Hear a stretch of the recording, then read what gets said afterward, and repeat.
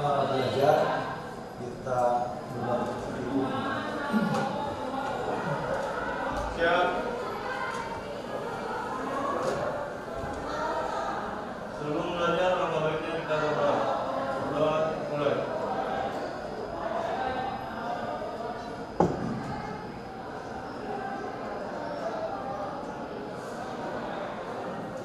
Selesai. Beri salam. Assalamualaikum warahmatullahi wabarakatuh. Selamat siang. Ini Bapak kali ini akan bukan materi pelajaran penguatan solusi.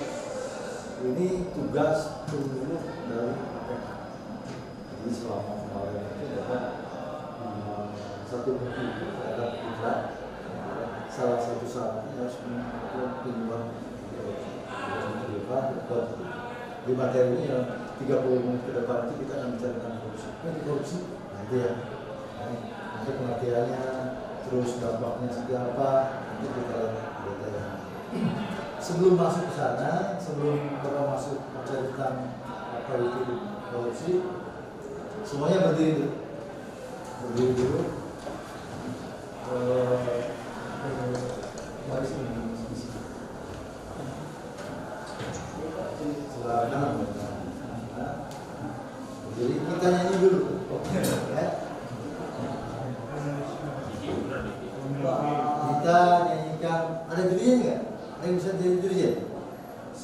Mana bisa coba?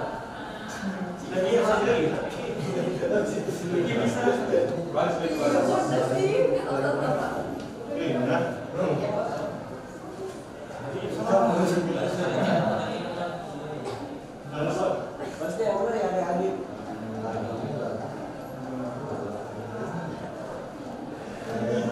Soundnya, ini ada soundnya? Enggak ada.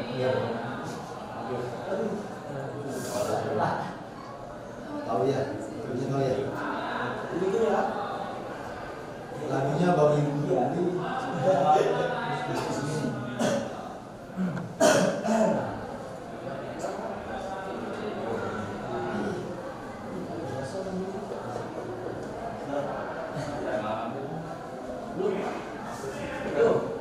Sikap sempurna semua yang apa saja ini sekarang ini sikap sama.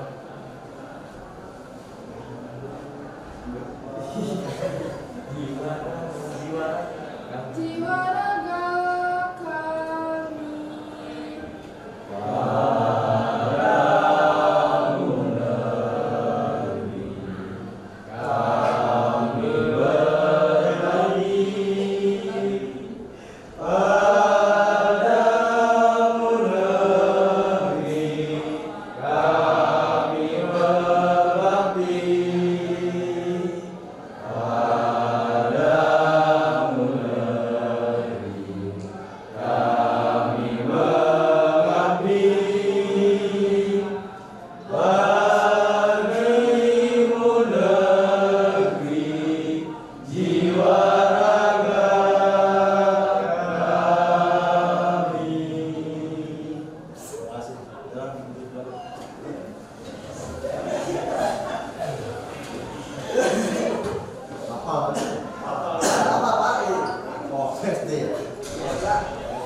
Kita lanjut ke materinya. Materinya itu tentang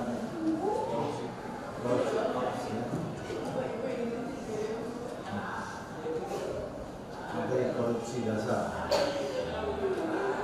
Ini bukan gambar saya. Saya berantas korupsi semua bisa.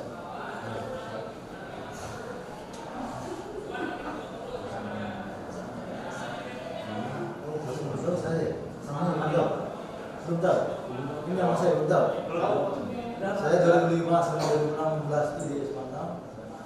SMK 2 itu 2016 masuk. Pendidikan sarjana S1 pemerintahan di Jogja, di Jakarta. Namanya lanjut ini materi yang akan saya jelaskan itu pertama terkait pengetahuan terkait anti korupsi. Apa itu korupsi, faktor dan teori penyebab korupsi, dasar hukum, terus 7 jenis korupsi menurut Undang-Undang Tipikor, strategi dan rencana aksi pemberantasan korupsi, Yang kedua, bahaya dan dampak korupsi. Dampak korupsi dalam berbagai bidang. Kedua, perbandingan antara kerugian keuangan negara dengan hubungan finansial. Ini dijelaskan nanti negara ruginya berapa, ternyata tidak sesuai dengan hukum yang diberikan oleh negara pada pelaku koruptor.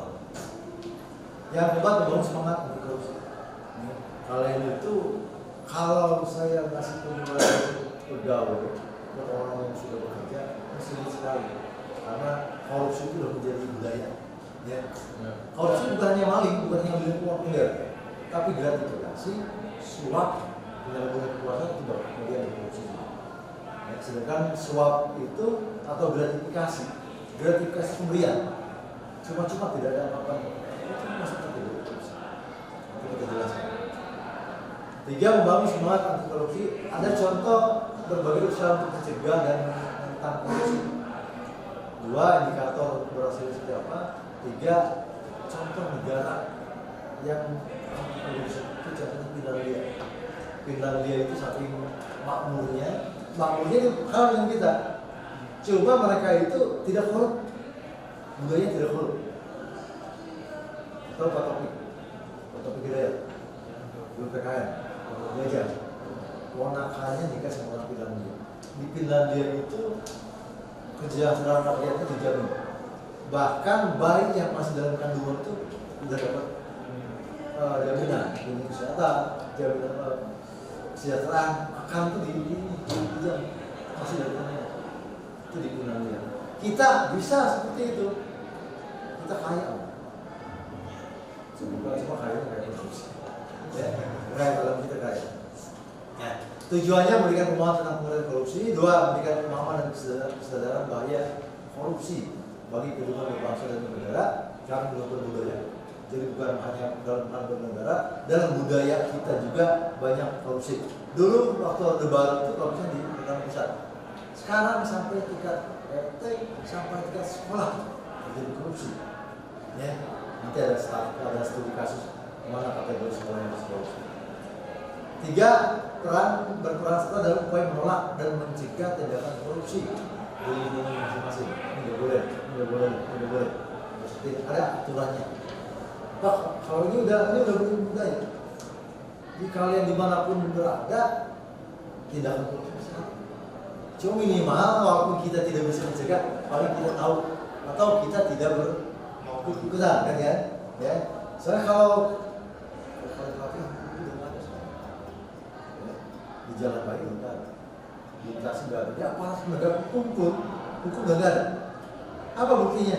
Banyak aparat penegak hukum yang terkena hukum kan gitu ya, polisi, jaksa, hakim, korupsi, DPR bukan hukum ya, DPR penegak hukum, legislator.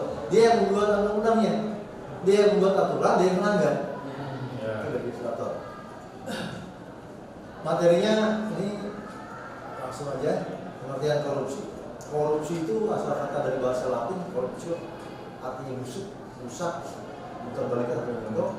Kedua, korupsi itu menerima uang suap atau menyogok. Ya, itu menurut bahasa Indonesia. Yang ketiga, korupsi adalah perbuatan melawan hukum dengan maksud memperkaya diri atau orang lain, ya, baik perseorangan maupun korporasi sendiri atau organisasi, gitu, yang dapat merugikan keuangan negara atau perekonomian negara. Keuangan negara itu sumbernya dari APBN atau APBD, atau uang korupsi itu merugikan perekonomian negara. Artinya apa? Contohnya apa? Korupsi vaksin, masker, di provinsi ya, masker. Itu kan merugikan keuangan negara. Apa? Masker itu, harga masker itu masalahnya berapa distribusi? Berapa tangan orang masker itu sampai pada tangan kita? Mulai dari itu, maksudnya ya distributornya, agennya, penjualnya. Itu kalau korupsi merugikan perekonomian negara itu gitu.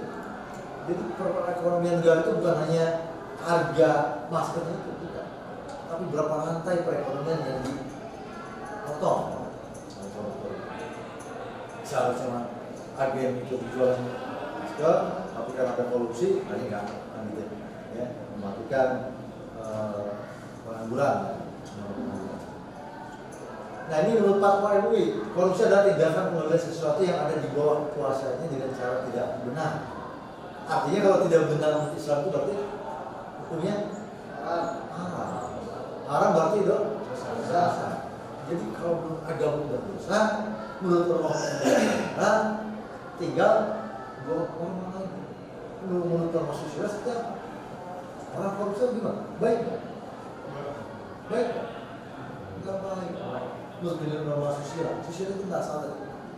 Menurut norma sosial ada budaya kebiasaan baiknya korupsi, tapi dilakukan kan gitu, tapi dilakukan. Kenapa? Misalnya kita kasih tip, terus korupsi itu boleh. Pada budaya kita memberi ya kan?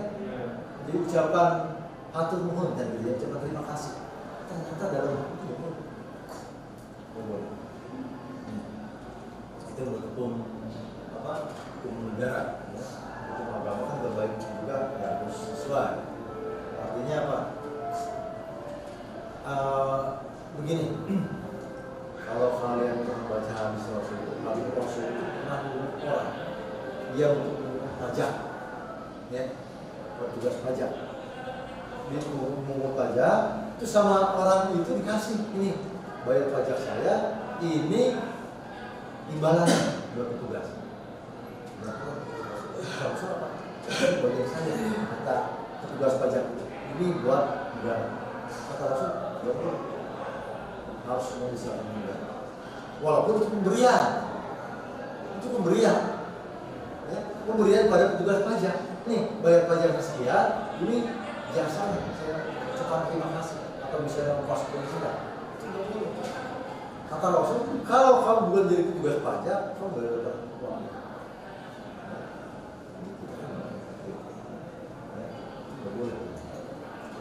Nah ini penyebab teori penyebab korupsi ada banyak sekali teorinya, tapi yang relevan seperti ini. Ada dikenal dengan triangle teori. Artinya ada 3 faktor yang berpengaruh terhadap korupsi kecurangan.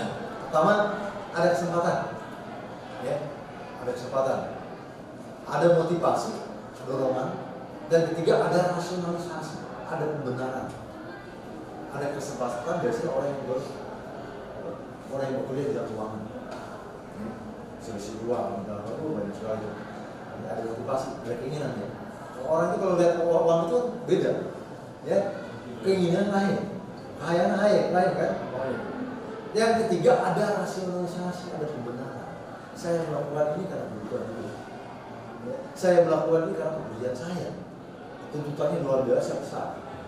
Ya. Jadi lumrah. Itu pembenaran. Saya lanjut aja. Ada satu pemberantasan korupsi, ada mulai dari TAP MPR, tentang pekerjaan yang bersih, dan tugas KKN. Bahkan sekarang itu udah gaji itu udah segala salary. Gaji itu satu sumber. Kalau dulu anggota DPR, anggota Dewan itu dia dapat gaji tiap bulan. Dia reses, kunjungan, dia dapat kontraktor. Dia sidang, bikin undang-undang, dia dapat persidang. Dia dapat uang dulu, dia dapat uang presentasi, absen, hadiran. Dia dapat tunjangan perumahan, dia dapat tunjangan telekomunikasi, dia dapat tunjangan kendaraan. Itu luar biasa. Sekarang itu sama satu gajinya satu pos. Jadi enggak. Dulu juga sama, kalau dulu dari dulu. Kalau dulu ya gaji aja per bulan. Nanti semua pejabat itu seperti itu. Yang kedua, Undang-Undang Republik Indonesia 28 tahun 99 tentang negara yang bersih dan bermartabat. Yang selanjutnya Undang-Undang Pemberantasan Tindak Pidana Korupsi (Tipikor), terus Undang-Undang tentang KPK, Komisi Tindak Pidana Korupsi. KPK itu gini, KPK itu menimbul atau tetap ada? Mending tetap bubar, mending tetap ada, apa cepat bubar? Tetap ada apa alasannya?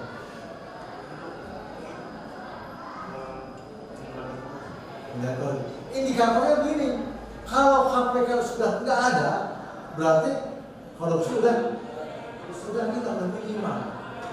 KPK itu ada dibentuk karena kejaksaan, aparat penegak hukum kejaksaan, polisi tidak mampu, ya, tidak mampu untuk menangani kasus tindak pidana korupsi di Indonesia. Saking banyaknya di luar bikin KPK. Komisi menjelaskan kalau KPK berhasil berarti negara lagi. Sama saya katakan kembali lagi ke polisi dan kejaksaan. Sekarang kan baru sekali, KPK kewalahan. Saya ikut penyuluh anti korupsi, tugas saya seperti itu untuk menyelesaikan penyuluhan. Nanti mungkin akan belajar dulu ada modelnya, materinya ada. Di kelas di SMP udah masuk materi tentang pendidikan korupsi. Kelas di SMA itu nanti mungkin pelajaran dulu. Saya lanjut lagi. Saya masuk 7 jenis korupsi berkembang juga. Ini pasal 30. Dari tadi yang 15 jenis dikerucutkan dari ini. Pertama, merugikan keuangan negara, jelas. APBN, APBD, sumbernya. Di sekolah itu bos. Bos itu di sekolah ada bos dah. Bos itu sumbernya APBN, pusat. Ya. Bos dan itu sumbernya provinsi, APBD. Jadi kalian itu sebenarnya dari pemerintah. Jadi kalau ada kecurangan dari penggunaan anggaran bos dan pusat, berarti kerugian negara itu masuk ke korupsi. Yang kedua, suap. Suap itu kan untuk memuluskan sesuatu. Ya. Kita pengen sesuatu, kita jalan pengen mudah, suap. Kalau tidak disuap, tidak akan jalan. Gitu ya. Itu suap. Yang ketiga, penggelapan dalam jabatan. Jadi ini yang riskan lalu jabatan itu luar biasa. Jadi bupati itu jadi kita. Bupati itu semua menjalankan semua pemerintahan kabupaten. Anggarannya itu APBD itu tanggung jawab itu. Dia bikin jalan, bikin jembatan, bikin apa? Bukan di jabatan, di posisi di mana aja. Kan kebanyakan itu orang itu dia bukan pada dirinya, itu bisa saudaranya, bisa temannya, bisa perusahaannya. Keempat, pemerasan. Pemerasan itu biasanya korban. Ya. Itu biasa korban pengguna anggaran. Dia mau tidak mau harus mengeluarkan uang sekian karena kekuasaan. Bisa kekuasaan berkuasa dulu. Harusnya mereka membuat benaran bisa apa? Benar itu korban. Ya, kalau dia mengeluarkan uang, tapi karena diperas, itu korban tidak jadi subjek, ya, tidak jadi pelaku. Pelaku itu orang yang memeras. Kalau suap, ini dua-duanya. Yang menyuap dan yang disuap itu karena tidak pidana korupsi.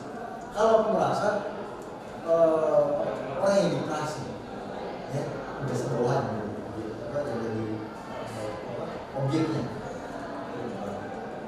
Keempat, perbuatan curang. Ini perbuatan curang yang tidak sesuai dengan standar, tidak sesuai dengan aturan itu korupsi. Kalau perbuatan curang itu merugikan keuangan negara, ya, merugikan keuangan negara atau perekonomian negara. Empat, benturan kepentingan dalam pengadaan, ini pengadaan barang, atau pengadaan isi, ya, pengadaan barang, bentuk itu ada di sini banyak sekali benturan kepentingan dalam pengadaan. Contohnya apa? Misalnya pengadaan laptop macam lelang. Lelang itu sekarang itu udah online, ya, lelang. Udah itu, jadi nilai sekian sama sekian itu harus lelang.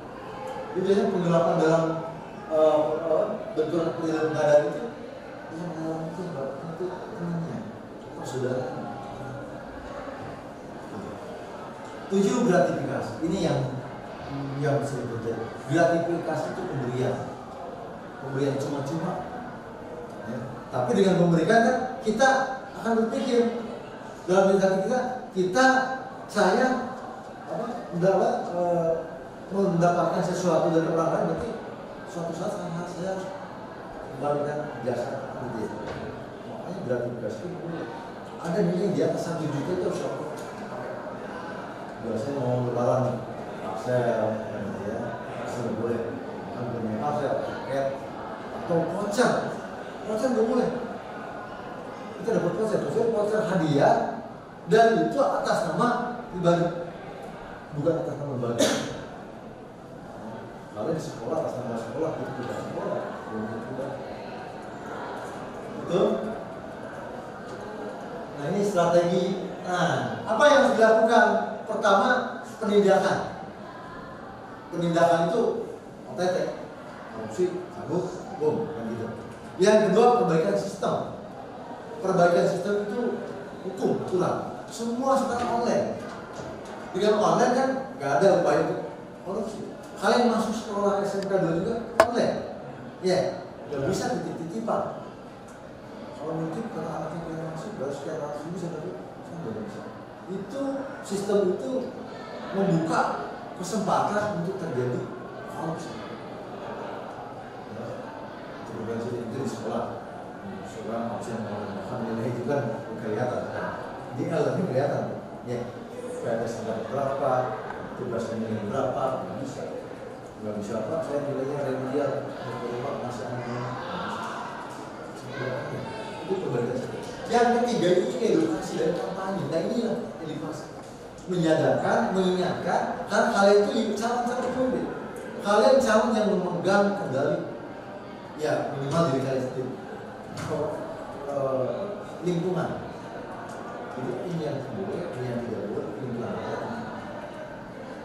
Saya pikir bukan hanya pelanggaran korupsi aja, tapi pelanggaran hukum. Semua materi sistem hukum.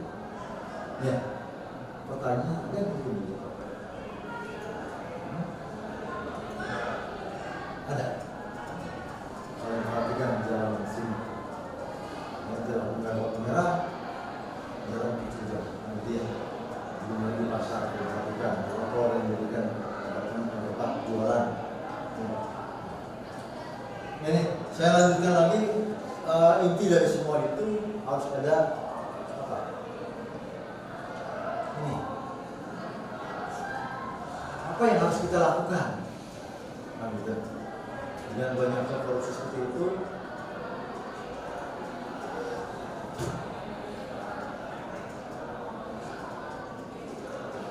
ini nilai-nilai integritas dan nilai-nilai korupsi. Jadi yang harus kita berdayakan itu melihat kenyataan seperti itu. Minimal ada perubahan dalam diri kita. Ya, kalau dalam satu semua orang iman, minimal kita menolak ini salah. Ataupun kita tidak terlibat langsung, kita tidak berhubungan. Atau kalau mungkin, kalau bisa, kita yang menabrak, kita yang memberatkan, kita yang mengingatkan. Kalau sekarang kan kalau diingatkan kan makin marah. Orang diingatkan marah. Kemarin saya di lampu merah itu saya waktu berjalan apa itu motor ada lampu merah saya langsung dia yang marah-marah nanti balik ya. Sekarang masih mau bilang orang salah malu itu ya.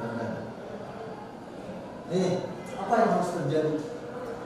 Saya pengen menjelaskan tentang untuk berbicara tentang integritas ya. Ini refleksi dan tindakan apa yang harus kita lakukan. Ternyata untuk menjadi sejahtera, untuk menjadi benar itu bukan tidak cuma dari norma hukum ya, atau norma agama, tapi dari kesadaran hidup. Kesadaran perbedaan negara berkembang, negara miskin dengan negara maju berkaya. Apa penyebab? Apa yang membedakan? Ternyata bukan dari hukumnya. Tahu Jepang? Jepang itu 45 itu hancur. Kita 45 merdeka. Usianya hampir sama dengan kita. Tahu Mesir? India itu ribuan tahun merdeka. Tapi mereka tetap tergolong miskin. India dan Mesir punya lebih dari 20 tahun, tapi mereka tetap tergolong miskin. Berarti bukan umur yang menyebabkan negara itu maju atau negara kaya. Yang kedua, sumber daya alam. Jepang itu sumber daya alam sangat sedikit sekali, jauh dari kita. Ya. Jepang itu hanya sedikit. Kita itu sumber daya alam luar biasa. Darat, laut itu kaya sekali. Tapi ternyata sumber daya alam itu tidak menjamin negara itu menjadi negara maju atau negara kaya. Contohnya Jepang, dataran 30% pegunungan. Tiap hari itu gempa terus Jepang. Dan tidak cukup untuk meningkatkan pertanian. Makanya ada biopori, tanaman yang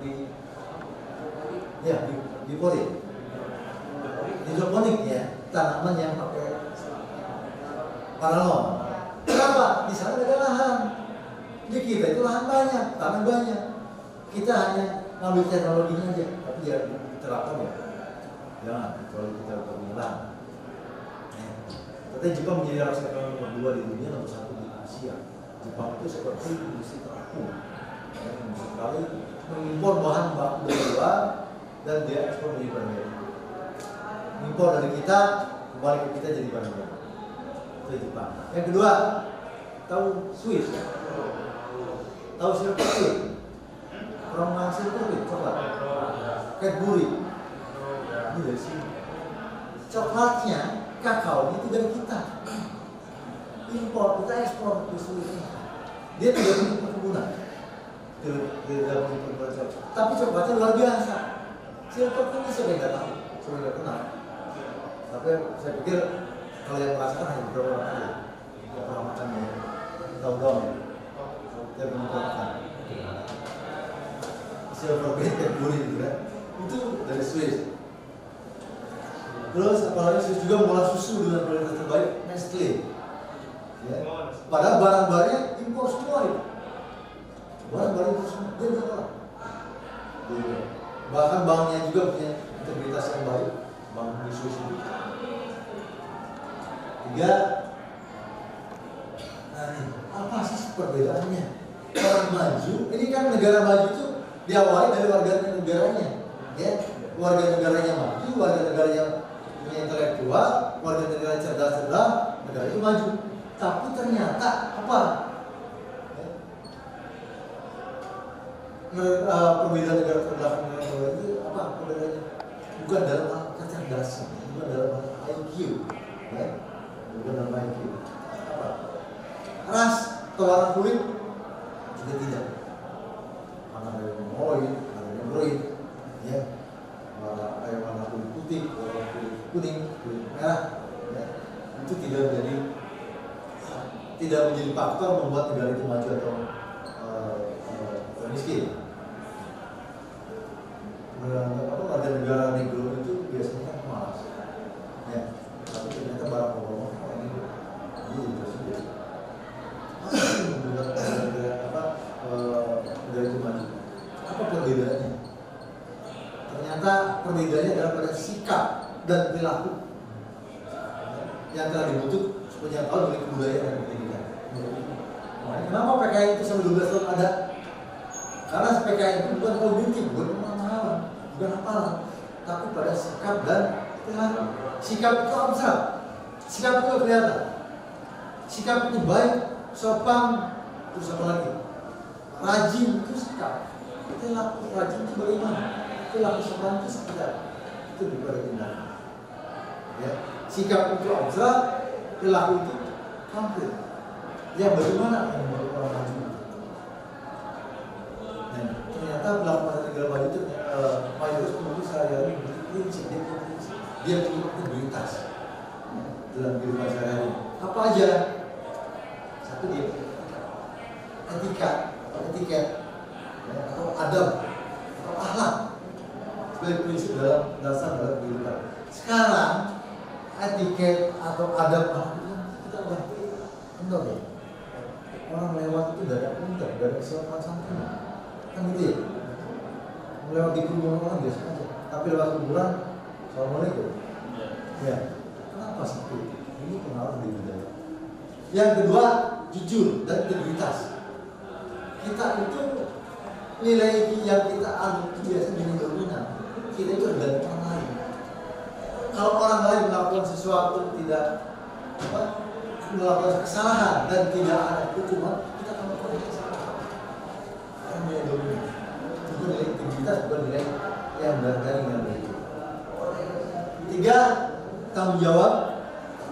4, hormat pada aturan dan hukum masyarakat. Pada aturan pada itu orang juga, jadi tidak melihat orang lain dulu, orang lain dulu jadi bukan seperti itu. Jadi kalau pelanggaran itu dibiarkan, kesalahan itu dibiarkan itu jadi kebenaran. Kita anggap itu benar, lalu itu salah. Ini susah sekali, ini perlu waktu sekali. Ya. Makanya perubahan itu di walaupun itu dimulai dari sekolah. Ada sekali. Hormat pada orang atau warga cinta pada pekerjaan atau profesi. Jadi kalian itu orang TKJ yang profesional di TKJ. Jangan coba-coba mencari yang lain. Ini profesi kalian, ini pekerjaan tugas kalian, ini pendidikan kalian, dan di sini. Jadi sudah jadi profesional. Makanya di sekolah itu kan ada SW, ada UKOM. UKOM itu kalian menjadi UKOM berarti kalian kompeten. Kompeten itu apa? Profesional di bidangnya. Gitu. Itu sih berusaha keras untuk menabung dari investasi. Ya, ini bukan apa. Menabung kalian untuk menabung pendidikan. Ilmu yang kalian dapat sekarang ini baru ketahuan hasilnya nanti. Ya. Ketika kalian disuruh kerja, ini investasi kan? Investasi tabungan itu bukan hanya berupa uang saja. Tapi ketika kalian menghasilkan uang, ya baru namanya uang. Selanjutnya mau bekerja keras dan apa? Inilah prinsip dasar kehidupan. Inilah nilai integritas. Ya. Inilah nilai yang bisa memberantas atau bisa meminimalisir tindakan korupsi di lingkungan kita. Sanggup nggak? Bisa nggak? Paham nggak? Ngerti nggak? Nggak, kalian ngerti nggak paham kalau korupsi itu udah jadi apa namanya luar biasa gitu ya. Bahkan kita itu kan urutan berapa? Ketiga ya, ASEAN koruptornya. Jadi kalau dihitung biaya korupsi itu kita itu sampai triliunan, ini 198 triliun. 198 triliun. Kemarin ada yang itu. Kalau dihitung 198 triliun itu bisa menyekolahkan anak di Indonesia itu dari mulai SD sampai perguruan tinggi gratis. Bahkan bisa membangun 1000 sekolah. Bisa membangun puskesmas, uang 198 triliun. 198 triliun itu gede. 1 miliar ini kita pada tahu setiap 1 triliun 1000 miliar. Kalian ini berapa miliar APBD Banten buat bos itu gitu. Ini 198 triliun.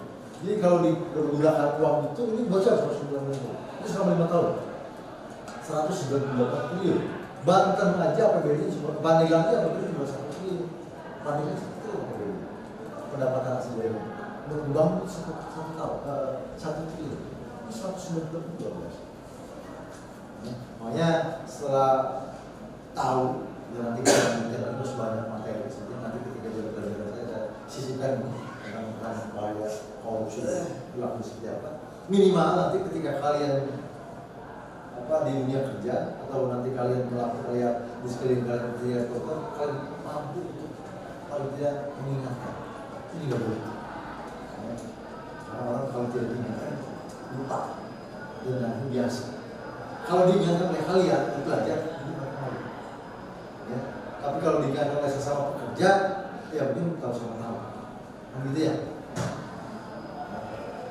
Itu aja mungkin yang saya jelaskan ini mudah-mudahan menjadi pencerahan buat kalian membuka bahwa ternyata uang di Indonesia itu banyak ya. Nantilah dilanjutkan di kelas saja ada kayak Indonesia pajak ternyata kita miskin terus garam impor minyak goreng tidak mahal sekarang banyak itu bahkan dulu itu bawang merah itu 5.000 3.000 garam itu kan kita impor dari India beras kita impor padahal kita negara gratis tapi kenapa seperti itu ya karena uang itu uang dari pajak dampaknya apa? Pajak naik nantinya pajak itu naik biaya korupsi luar biasa itu masih banyak sebenarnya yang harus saya jelaskan.